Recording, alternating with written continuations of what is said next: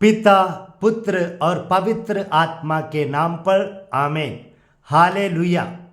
Praise the lord. ईश्वर से प्रार्थना करें।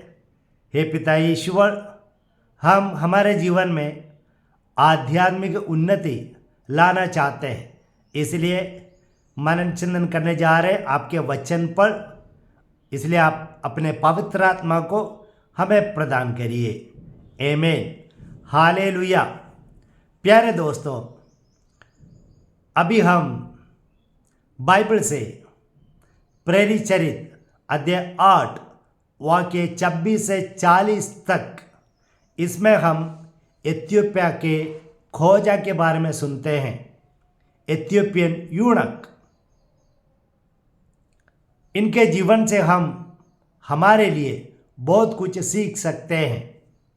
तो इसलिए आइए हम एक एक करके हम सुने और सीखें। सबसे पहला है, ईश्वर ने इनको खोजे के रूप में या यूनक के रूप में सृष्टि किया, फिर भी इन्होंने कुछ शिकायत नहीं की, ईश्वर को शापित नहीं किया, बल्कि इन्होंने ईश्वर को प्यार किया, ईश्वर की आराधना की। अगर ईश्वर ने हमें ऐसा बना दिया होता, एक खोजे के रूप में, यूनक के रूप में, हम क्या किया होते। दूसरा पॉइंट है कि ये व्यक्ति ने ऐसा नहीं कहा ईश्वर मुझे प्यार नहीं करते हैं, इसलिए ईश्वर ने मुझे ऐसा बनाया और मेरे अंदर कुछ भी नहीं है, मैं एक यूजलेस व्यक्ति हूँ, कुछ काम का नहीं हूँ, इस प्रकार नहीं सोचा। बल्कि इन्होंने देखा, इन्होंने खुद को प्यार किया और देखा कि ईश्वर ने इनको क्या क्या दिया गया है, और उसको मल्टीप्लाई करते हुए जीवन में आगे बढ़े, यहाँ तक कि वह एक राज्य के वित्त मंत्री बन गए। हालेलुया। अधिकतर समय हम लोग क्या करते हैं, हम लोग जो हमारे पास नहीं है उसके बारे में चिंतित हैं, दुखित हैं, निराशा में हैं, और हम लोग हमारे पास जो है उसको बढ़ाने में असफल हो जाते हैं। लेकिन एक सुंदर व्यक्ति को हम यहाँ देखते हैं।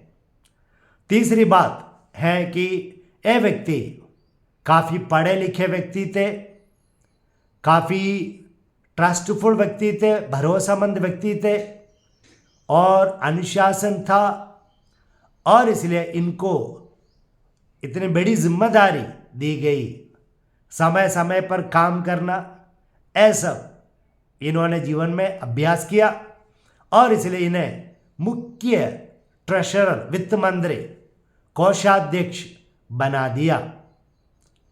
खांडस के महारानी, खांडस का मतलब यह है कि एक शीर्ष पद, इसका मतलब है एक शीर्ष पद इथियोपिया में महिलाओं के लिए जो दिया गया है उसको कहते हैं खांडस।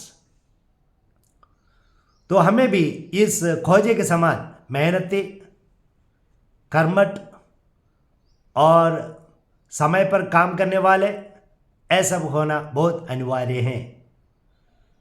और चौथा पॉइंट हम देखते हैं, ये व्यक्ति काफ़ी बिजी होने के बावजूद भी और बहुत धन दौलत होने के बावजूद भी, उस ज़माने के आडंबर, लग्जरी होने के बावजूद भी, जैसे चैरियट उनके पास था, इसके बावजूद भी इन्होंने ये महसूस किया कि उन्हें यरूशलेम जाना है और वहाँ पर ईश्वर की आराधना करनी है।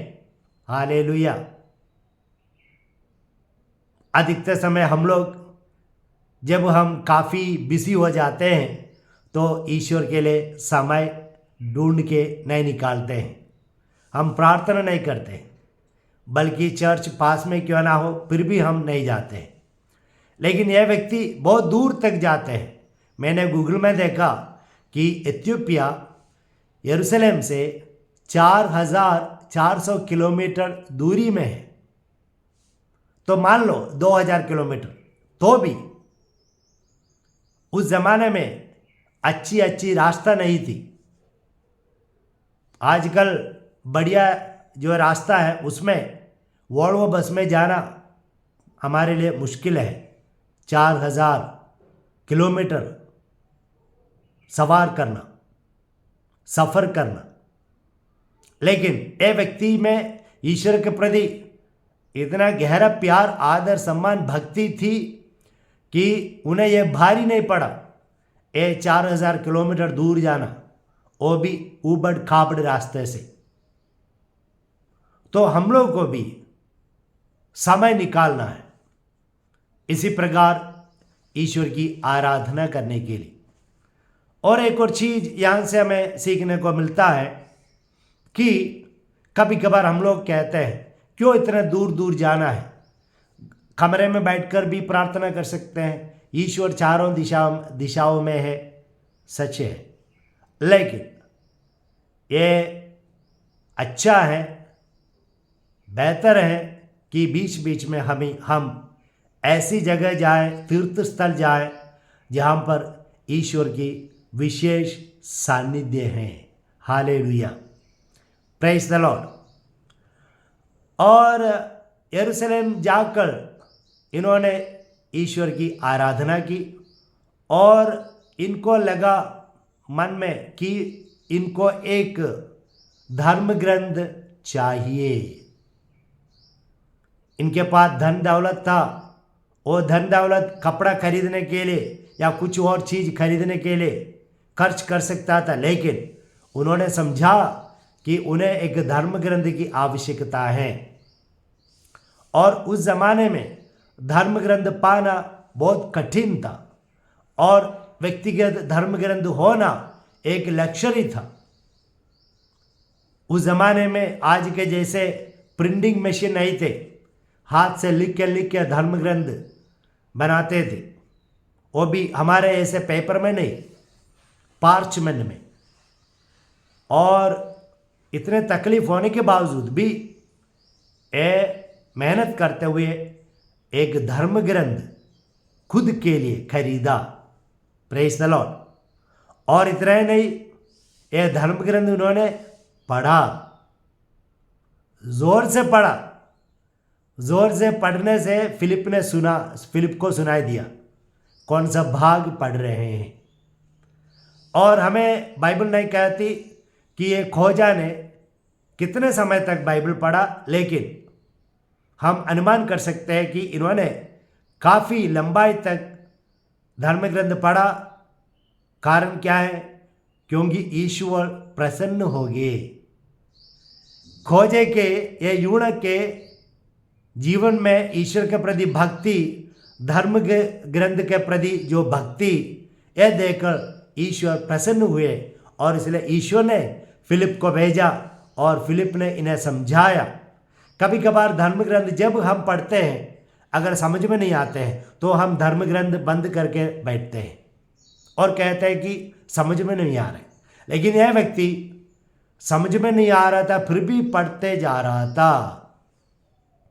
तो इसी प्रकार हम लोग को भी पढ़ना है तो ईश्वर क्या करेंगे? प्रसन्न होंगे और स्वर्गदूत को भेजेंगे हमें समझाने के लिए, हमें और ज़्यादा आशीष देने के लिए। जैसे ये खोजे के जीवन में हुआ, ये खोजा ईश्वर के प्रति भक्ति प्रकट करने के कारण बपतिस्मा ग्रहण करने का सौभाग्य मिला और वे आनंदित हो उठे और आनंद के साथ वापस इथियोपिया चले गए।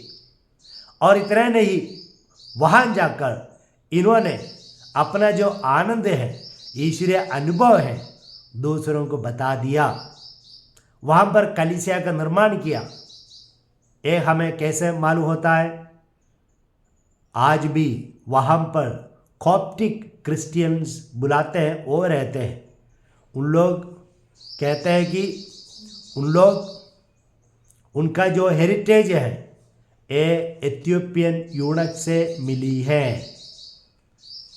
उन लोग ईसाई बन गए इथियोपियन यूनक के कारण से।